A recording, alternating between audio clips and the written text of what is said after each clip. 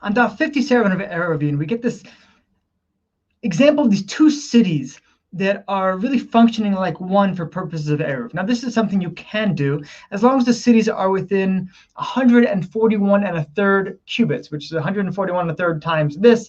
Basically, that is a single cubit. And this rabbi looks at this and says, this doesn't make any sense. There's the Tigris River between these two cities, and that clearly is more than 141 cubits wide. So how possibly can these two cities treat themselves like one?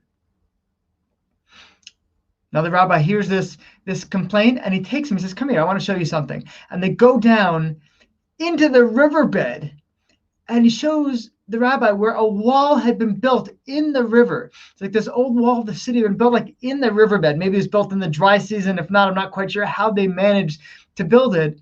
But you see, like the intention was to have created these two cities close enough that they could operate as one. And the fact that the remains of part of the city were still there were enough to bridge the gap between that. It still was able to count as an extension of the city, even though that part in the river wasn't currently being used. It was part of the historical limits of the city, and therefore the two could be merged as one.